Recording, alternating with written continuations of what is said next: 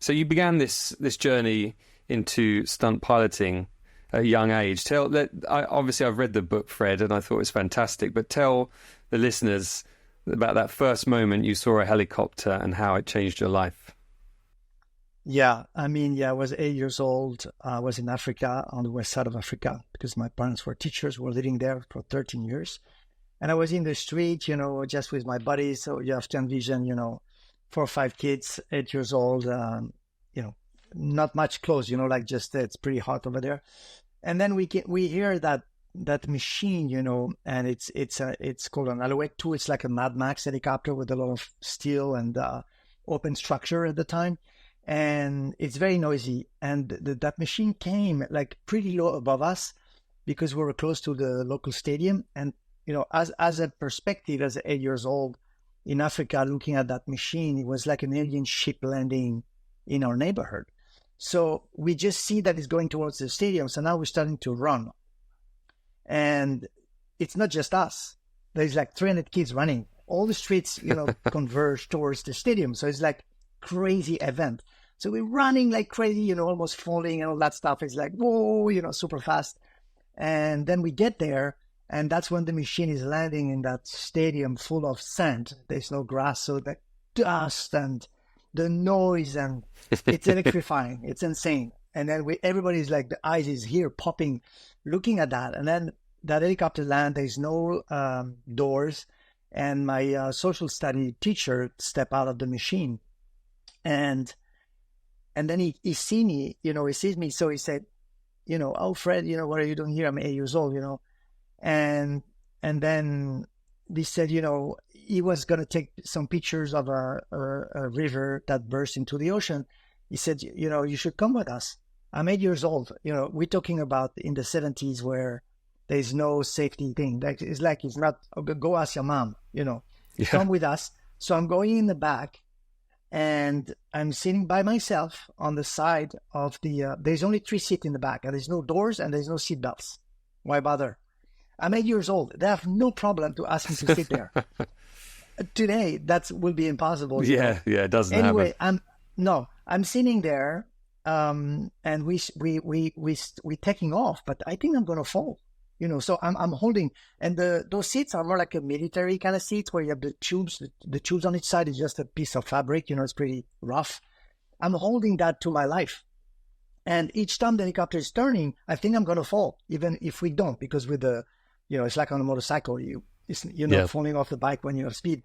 Anyway, all that event, it was crazy to me as 8 years old, my perspective. So when we landed, I run toward to my house, and then I told my mom I just did a helicopter tour, and she's like, "What?" But since that day, basically, it was there. It was an amazing experience for So from that day, it was always in the back of my mind. It's crazy to think, isn't it, that light bulb moment you had might not have happened if your family had remained in France, or if you weren't out that day. I mean, it sounds like, from reading the book, it seems like you had quite this kind of feral, open childhood where you were just out every day. I mean, I think... Right. I'm 47, and I think my generation was probably the last generation that had that. I remember, going into the woods for hours and then thinking, oh, it's about to get dark, I better head home. That was my only concern when my stomach was rumbling. But those lives don't exist anymore. No, because they have too much digital... Like the phone, we don't have phone. We had to get busy, with there was no device. Yeah. In fact, for me, I had no toys, no nothing. So it was never a problem. We were busy from sunrise to sunset. But yes, you're right. And it's funny, my daughters would tell me they're bored and they've got everything. As soon as you tell them, why you stay on the phone, they say, well, I don't have nothing else to do. So it's a catch-22 thing. Yeah, absolutely. But how does an 8-year-old kid go from that to being, a successful stunt pilot in Hollywood? And that's the story that your book tells so fantastically. I mean, I'm a sucker for, movie behind-the-scenes stuff. And big part of your book isn't concerned with the movie end of it. It's all the journey you had on the way, where you didn't think you were going to become a pilot because you couldn't get into the military, or it didn't fit your personality and all those things. But one thing that strikes me about you is you've just got this kind of shark-like drive, where you just keep moving forward until you encounter the next thing and see if that works out. And you're always experimenting. Is that something that you always felt was different about you? I think so. It's to me, when I have 3 kids and two boys and one daughter, and the two boys, they're 18 and 20 years old, and they're asking me, what's the key of success, basically. And I from my perspective and my experience, and that's what we try to say in the book, is if you create opportunities for yourself and you keep doing that, so things come to you and you go to them, eventually you're gonna have success. Yeah. Because the problem is that I think people stay in a box and they don't get out of that routine or something. So if you don't expose yourself to situation, to new people, to new talent, to new holidays, to new anything, you're not going to have a chance to connect those dots. So for me, I think that's how I went to the US at 42 years old, because I basically prepped my life, my second life, because I believe as a man, you have two lives. You have 20 to 40, 40 to 60, and after that, it's just the bonus things. Yeah. So the first half, you building what's going to happen on the second half. And this is why I'm telling the kids, be careful to not waste that first half. And in the book, because one of the reasons we did the book with my wife Peggy is because everybody's asking me how I got where I am today, but it's not, I can't say that just in one sentence. And I'm trying to respond to those people on social media and be kind to them and explaining to them. But that's why the book, you have to create opportunities, you push to yourself, you stick to the plan, you don't deviate from the plan. You can change plans, but you don't deviate from whatever you decided to do. When I moved from France to the US, I was 42. I only knew one guy in the US. Okay, one guy. And my English was shit. I'm not saying it's better today, but it's good now. It was not good at all. No work, no visa, pregnant woman, and not much money. But at the end of the day, you stick to the plan. And there's so many people that go back to their country, and for me, that cut that bridge off. There's no return. So I think yes, the drive is there. It's not always easy, even for when you make a decision. But if you stick to it and you keep running to a point, you're gonna make it. Yeah, I think you're absolutely right about heading towards those opportunities, and they will come towards you, and some will pass you by, but it's keeping a sort of open mind to those opportunities, because everybody sees there are opportunities every day for everybody, and some people just walk straight past them. Other people like yourself seem to already have an intention and head towards it, but can also recognize it when they see an opportunity. And also, I think it's, go on. You're right, and I think it's because you also have to be open to the people. So let's say I'm not a dancing guy. Like I love dancing, but my dancing is crap. Okay, so if I go take a dancing class, let's say, okay, I like to expose myself, to challenge myself. I'll go there. The dance may not be working out, but the people I'm going to meet there may connect me to a guy that is flying a Boeing 747, and then suddenly I may go to that career. You know what I mean? It's just, I think you have to go there and be kind and be open, and things will come to you. A lot of people, they're so closed in, they don't open their heart, they don't give a smile back. For me, it's all those things that help you succeed. I believe. And you've got this I can do this attitude as well, which a lot of people don't have.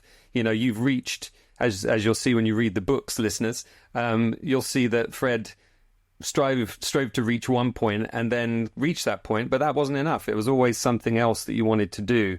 So I think it's always important to have that next step, isn't it? Have that next dream ahead of you. 1000%. You can never.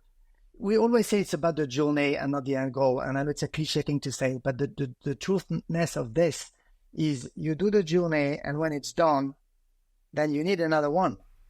And it can be work, but it can be a house to build. It can be moving, it can be a new girlfriend, whatever that is, but you need something to.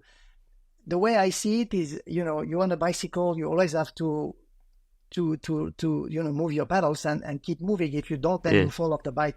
To me, just you have to keep doing it, even if there is no really plan. You'll just figure it out.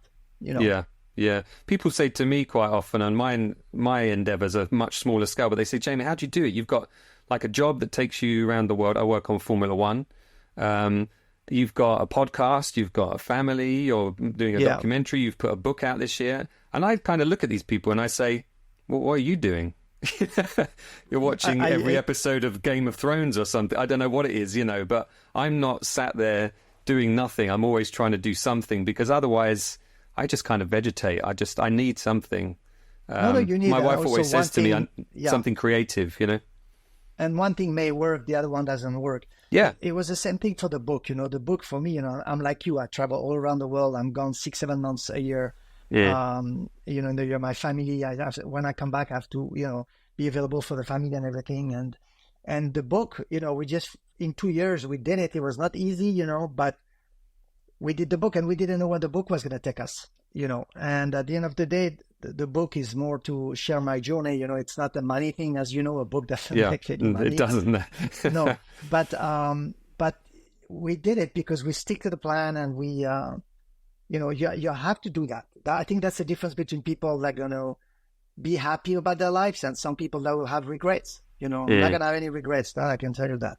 Yeah, but also you talk about some of the problems, or they're not really failures. They're stepping stones on the way, aren't they? When there's a problem and that you don't, and you don't manage to do what you intended at that time, it's not the end of the story. It's just the next step in the story. Right, and even today, I still have, I make mistake, and then it's like I make a mistake that nobody will expect me to make, because like I've used Fred Roth, so you're not gonna make any mistake. I do mistake, and then of course. But the way I see it, to me, okay, I make a mistake, and I'm not trying to blame myself, even if it's my fault and everything. I'm just, okay, what should I do really for this to not come back and happen again? It doesn't mean I don't take the blame. I do, but I don't victimize myself on that blame. I'm very careful to, okay, that happened to me. There must be a reason. Like I did, when you make a mistake, usually or something, whatever that is, it's usually because your behavior, it's good that it happened. Yeah. So not something worse can happen. Yeah. And to me, I try to take it as a positive, even if, it doesn't happen overnight. Like I say, what did I do?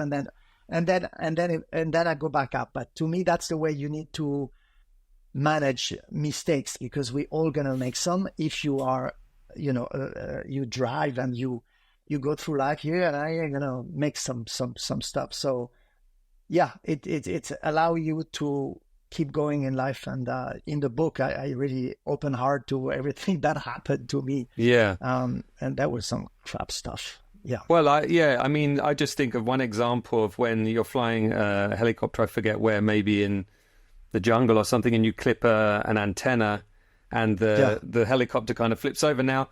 And you take it, and as fire starts, and you have people threatening you because you've turned off their communications or whatever. And some people would say, I need to get out of a helicopter. I never need to get back in one again in my life. But your attitude is, right, what went wrong this time? How can we improve it for next time? And I think that attitude is clearly something that's taken you along this path. And you're one of those people that just is able to kind of recognize that as a requirement if you want to keep moving your life forward. Yeah. It's very important. The thing is, I think a lot of people that successful in life, I don't want to be arrogant saying that. It's not I'm saying I'm successful. I'm good where I am. But what I mean is you need to have some ego and some confidence. So ego is confidence in you, but there's good and bad ego. And sometimes it's very, the line is very close from each other. Yeah. So you want to be very careful. And I think if you humble, like if you don't take things, like, I'm so fucking good. Like, you guys are, the bad ego. No, that's not going to help you, right? I think that's going to drive only bad stuff coming towards you. And in my business, there's so many people that have bad ego, like up there, up the chain, that it's not always easy. But when I see them, it makes me laugh. Yeah. Because I'm thinking, man, that guy, he is a piece of work. But it's a joke, like, because the bad ego is funny to see. Yeah, you know. yeah, I agree. And it's interesting you talk about the good ego because people don't really associate ego as a positive thing. It's always a sort of has a Right. negative connotation. But it's Yeah. important to have that, not necessarily the confidence that you've reached the pinnacle, but the confidence that if you keep trying, you will get there. Yeah. No, yes, and also you have to convince that what you think is right, even if it's not, but you don't have to be a dick about it. Mm, Like don't be imposing all your ideas to everybody. Do it to you, but do it with kindness. You don't have to mm, be a dick. When I moved to America, I remember I met that pilot. Somebody, introduced me to a film pilot that was doing the same job than me, but I mm. was coming from France. Yeah. And the guy was so rude. Like the ego of the guy was huge. And that guy, he forgot that he came to France 10 years before. So I was 42 years old when I moved to LA, Mm. 40. And then 10 years before that, when I was 30, that same pilot came to France and he was looking for a helicopter to fly for a film. You have to understand, they don't have a French license. So Mm. they cannot fly by themselves on the chopper. I made it happen for them, which is not easy to do, to have an American pilot come to France and fly a French helicopter without the paperwork, okay, without the license. I made it work for him as a kindness to make it work for him. Then 10 years later, I go to the US and then that guy is basically told me, what French people coming to our backyard? What are you doing in our country? Go back to where you're coming from. Wow. And I told him, I said, did you forget that you came to my country? I open heart to you. You came. I didn't tell you, and he was not having it. But now the funny thing is that same guy I'm giving him jobs once in a while. Things shifted. Yeah, But that yeah. was bad ego, and that doesn't take you anywhere good, Mm, mm. I also like in your book about how you talk about wanting to become instinctive in the machine, in the helicopter. Right. You have to, of course, have a technical understanding. You need to pass the exams and things like that. But you want to be able to feel the machine you're in. It's funny because in the last two interviews I've done, I've been talking to an animator and a director. And the animator was talking to me about that kind of meditative state you get in that flow state, the kind of Ayrton Senna, the Formula One driver, would describe, where he'd do 50 laps and he wouldn't really be thinking about it. He'd just be responding to the machine and feeling the machine. And this director was saying the same thing about having a very lightweight camera that just made him very free. He operated himself. And if anything happened, he could instinctively move with whatever was going on and kind of improvise in that way.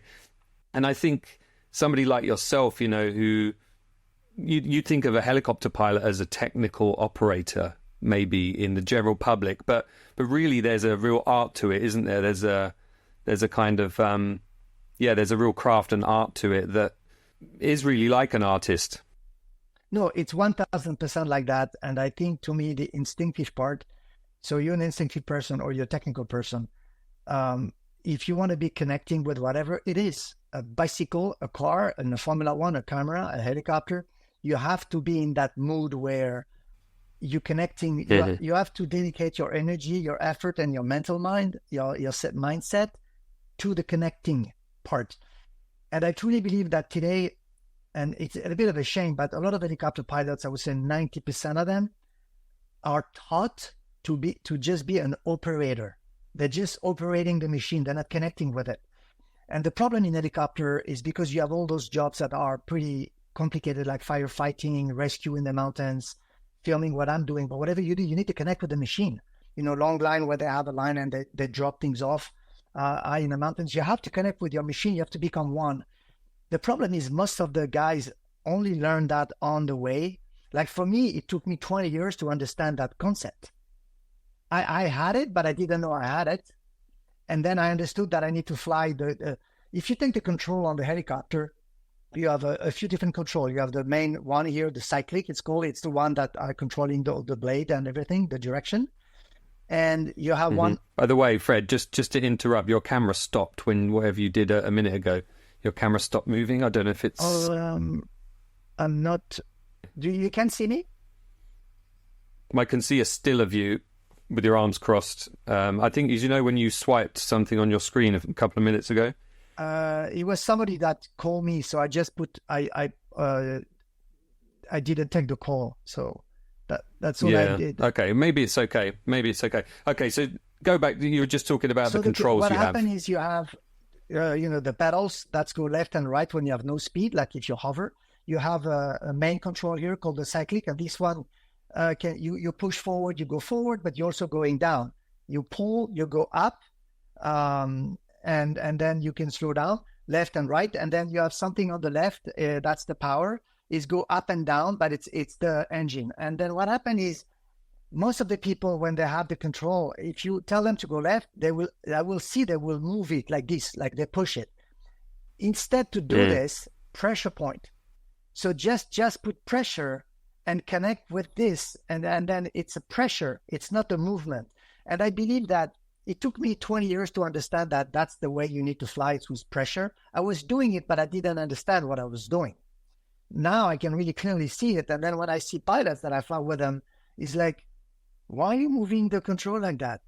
Just think you turn, and it's going to turn. It's so sensitive anyway. And to me, when you do that, then you connect with the machine. Suddenly you really trying to connect. It's like some people, when they give you a hug. Okay. So some people give you a hug, it's like a piece of wood. There is no connection between the two people because they don't mean it. And some people, they give you a hug. I mean, really, it's pressure. To me, it's exactly the same thing, So when you fly a helicopter, I truly believe if you do it with connection and with pressure, you're going to be so much better. So in the book, I'm talking about that instinctive thing that is a natural feeling versus if you're technical.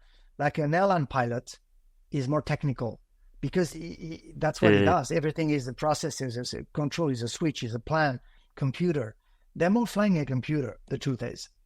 We are not computer flying people. Like, I'm definitely not. I'm not good with instruments. I hate instruments. I want the minimum of instrumentation I can have.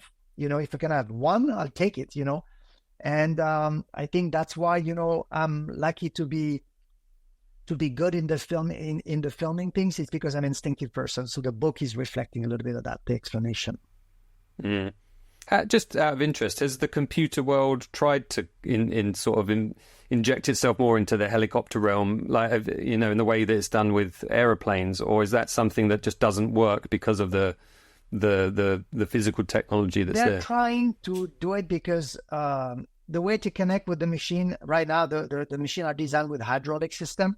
So it's a hydraulic, to remove one of the forces. So otherwise you could not fly it like a car, with a steering wheel. They're trying to do fly by wire, which means instead of an hydraulic, it's a wire and then it's electrical input. I hate that because there's zero connection between you and the helicopter. So there is not that many. Only some big machine have that concept, but all the one that are in my my category, like a 5-6 seaters helicopters, they still have the hydraulic, and it seems that the industry understand that we do need that. Because the problem with fly-by-wire is like a click. If you want to go left, it's one click and it's go back to neutral. One click, go back to neutral. When you have hydraulic, you pressure. And after the turn is done, if you want to go back to the right, then you're going back to the right. But you're not coming back to neutral each time. So it's not the same way to fly. Right. Yeah. I've still, to this day, not been in a helicopter. That's a big I'm 47. mistake, I should probably... You have to go. No, but just go. What you do, don't go for a tour. Ask them you want to do an initiation, 1 hour flight just to show the control, and the guy will explain it to you, and it's almost the same price, the truth is, but do it on an initiation, do 1 hour, and he's going to light you, like it's going to be like a fireworks, and you don't have to keep going, you just do it once, and you know what, see what you think. I don't know your wife, but I truly believe you should also give that to her to do 1 hour, because a lot of people don't believe they can do something, and flying a helicopter is like, oh, I cannot do that. But you do the 1 hour and suddenly you understand it's not that complicated for the basic principle. And it's fun. 1 hour, it's not, you take a small helicopter, it's like $300 or $250, I can do it. I live right near Biggin Hill Airport here in Kent, so I think they do helicopter runs up there. Next time we have a conversation, you better do that, otherwise. Yeah, okay. Promise. I really enjoyed the book and enjoyed that journey into, film work. You said obviously you had a aerial unit in France there for a while, which you then sold on, and then aged 42 heading out to LA. And I love the kind of route you had in, because you describe it as this very much a sort of closed shop. You know, it's a bubble. The Americans, helicopter industry in the movie industry is a sort of impenetrable bubble. But you managed to find a way to kind of circumnavigate that because of where you had licenses and the language you speak. Could you talk a little bit about that kind of backdoor? So often, you know, I hear, you know, oh, you know, there's no way to get into that market because I think every market is a little bit like that. There's always a niche of professional doing the biggest jobs, whatever that is. And to get in, you have to find a way because nobody's going to be inviting you. That is for sure. So for me, you know, I really didn't know how to get in there. And then that my friend, the one guy that I knew, his name is Larry Blandford, and he's a director, a DP now, and he was an aerial cameraman back then. And he told me, you know, we have that movie in Canada called Fantastic Four, the first one, and if you remember, you know, those four guys, and he said it's in Canada, and nobody in the filming pilot world have a Canadian license, and production is not going to bring a helicopter from the US when there is plenty of them in Canada. But he said, the job is in 2 months. I said, Fred, there is no way I can bring you in unless you have the Canadian license, because if I cannot bring one guy from the US, they would want the guy that are known, not an unknown Frenchman, you know. So that's when I decided I need to get my Canadian license. So I called the helicopter company in Canada, in Whistler, that was in you know, that far from Vancouver. And I called the guy, and luckily for me, he was old school, that guy. And I told him, I said, you know, I'm a French guy, I have 10,000 hours at the time, and there's a movie.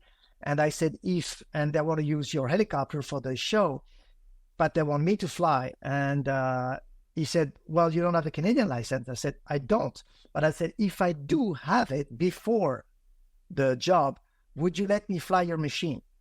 The guy was convinced I was not going to get it on time. So he said, of course I will. If you get the license, for sure. Because normally to get a license, it's 6 to 8 months. And I said, are you giving me your word as a man? And he said, yes. Okay, Steve. Then boom, hang up the phone. Then I'm thinking how I'm going to do that. So because my English was crap, I decided to do it in Montreal, so to go on the East Coast. And then I went to that school, and they told me it's minimum 3 months as a freelance for you to do it. There's no way you can do it less. And then I said, but I have so many hours. The only thing I need is the written test and the flying test and the medical to have the license, basically, because I didn't need to do the whole course because I was already a pilot. They said, yes, but the written test, it's complicated exams. You know, it's you have 18 different things, you know, aerodynamics, weather, and there's so many things. And then I figured, okay, well, I'm going to do that. So then I was with all those young kids that was 18, 19 years old that were at that school. And 2 of them just finished the written test. So I just told them, hey, you know, can I hire... So there was 2 that were super nice. I said, can I hire you guys for 10 days? Such a good idea. You just teach me how to pass the exam. I don't give a shit about the knowledge. I just want to pass the exam. So how we do that? And I will pay you for 10 days. I'm going to rent a house, and we work from 6 a.m. to midnight every day. Can we do that? And those 2, you know, they're sure. Because I was already known a little bit in France, and those guys were French, so they knew me through that connection. And they had some sort of an admiration for me or something. So they wanted to be part of, you know, that event. And for 10 days, we worked our ass off. And after 10 days, you know, I went to the Canadian Civil Aviation Office to do the written test. And those 2 guys were like in a delivery room and me having a baby. They were so stressed out for me. It was crazy. And I passed the exam, you know, 98% or something. It was insane, but it was not an easy thing to do. And then I did my flight test with a 22 years old instructor. You know, there was a joke, and I did that. Then I did my medical. And then, so all that stuff took a month back to back. And then I called the guy back in Whistler, and I said, Steve, you know, there was no internet back then. Okay. There was no, it was fax, right? We didn't have, it was telex or fax. And I said, Steve, you know, I have my license. He said, no way. And I didn't have a way to show it to him because there was no iPhone, there was no, send a picture of the thing. I said, I have it. And I said, just call the civil aviation. He said, I'm going to do that. They said, there's no way. So he hung up the phone, he called the civil aviation, and they didn't really give me the physical license back then, but I had a number that was, so he checked, and then they told him, yes, he has it. So then he called me back, and he said, Fred, I can't believe you have it. I said, are you going to honor your word? And he said, yes, but I have to, I guess, but I'm going to fly with you the first day, and if you're showing me you're capable and everything, I will let you go on your own. And if for a reason I don't like what you're doing, then it's a no. So then that's how we did it. And then the first day we flew just for 30 minutes, and then he said, we good. And then he let me flew, and we became friends since then. But, it was nothing easy. So that's how I got my first movie.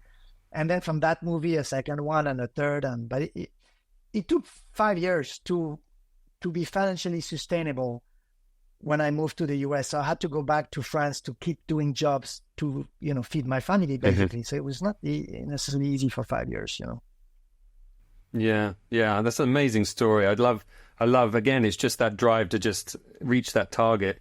And I also really love about how you describe about what you can offer as a helicopter pilot with a camera rig. I mean, when I was a kid, you would see, if you saw a helicopter and a camera, there was a guy hanging out the side with a camera on his shoulder.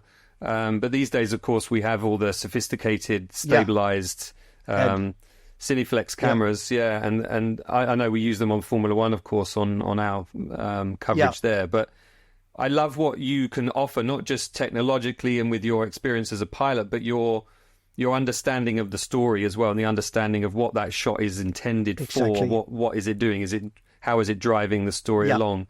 And I think that's probably what sets you aside. Again, it's not that technical aspect of you, which does exist, it's that artistic aspect. Can you talk a little bit about how you interact with a director and how you can kind of maybe surprise them with an offer of something that you can do? So to me, the way I see it is when you get hired as a film pilot, it's the same for Formula One or whatever event it is that you need to film. They're not calling you because you know how to fly a helicopter. It's like when you go to the doctor, okay, you're not going because he's just the doctor. You go because he's the best guy you know, or because he has a specialty. But you know what I mean? So to me, you should not talk about anything about helicopters. That's a given. You have that. So now you need to see, what can I do for them?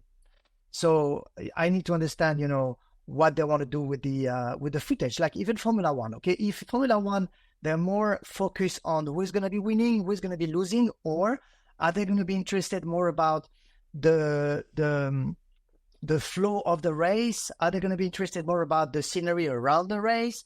Are they going to use a 3-second shot? Do they need a 45-second storytelling? Do you need them to focus on one guy? You need to know all those specifications so you can fly accordingly to get those shots. If you don't care and you're just going at 1,000 feet and just go around in circle and let the cameraman zoom in and do these things, again, you're not going to be connecting with the race. Yeah. Again, you need to connect with the event. And to me, I do this in the film work. I really put my heart into what do they need and what can I offer. And I'm very careful, though, to not impose my vision. I'm really careful to give them their vision. Because again, you can have ego and say, I know better than you. You don't know what I can do for you. So listen what I have to say. No, you don't want to do that. It's it's to give them what they don't know they can get, but it's still aligned with their vision. What do they need? So I'm always doing my homework in a film. If I work with a new director, I'm checking the couple of movies that is done before. I'm trying to see if there is a style. Like if you take a guy like Michael Bay, okay, director famous in our industry, he has a style. The camera is always moving in his shot, always moving. It's never static. You have director where it's the action moving in the back, the camera doesn't move, and some others the camera is moving and not whatever you're filming. Like Ridley Scott does that a lot. Ridley Scott, is shaking the camera a lot, but this one doesn't need to shake. Otherwise, it's impossible. But you need to understand the way they're doing things so you can embrace that vision and then see what you can add to that. And I think that's part of the reason that I have so much work and everything is because people know I'm going to embrace the creative side of it. And I'm not talking about the helicopter ever. The only time, you know, I may talk about the helicopter limitation if they're asking me something crazy, which they often do, but I'm always telling them, you know, it may not be that simple to do that, and it may, you know, limiting me to give you what you want at that location because it's too tight. But if we do it at that other location, then I can absolutely do that and this and that, and then okay, great. They will embrace your proposal as long as you align with what they have in mind. And I think that's what the film pilots need to do, instead to say, you know, where do you want me to go? You know. Yeah, yeah. Is there a director you felt that kind of alignment with, that you feel like you're on a level with them and they know what they can get from you and you know what you can give for them? Yeah, there's a few. Yeah, Michael Bay's one. Joaquin Renning is he did, you know, Pirates of the Caribbean and Woman of the Sea. I love his vision. Sam Hargrave, you know, Extraction. Peter Berg is amazing. There's Mark Molloy. I did Beverly Hills Cops 4. It's not out yet. Mark is amazing. Supervision. I love his. Yeah. The thing with directors is they are in their bubble, okay, and they don't know how to communicate. Like there's no way for them to tell you specifically what they want because they don't even know themselves. Like there's so much shot in their mind. When you imagine on a movie, you know how many shots you have in one movie, like a 2 hours movie. You have like hundreds, thousands of them. They have that in there. Yeah. So it's like, what can I do to support them? So I'm trying to understand what they want. And then I don't ask him to tell me how to do it. I'm just asking them, tell me what you need. Don't tell me how to get it.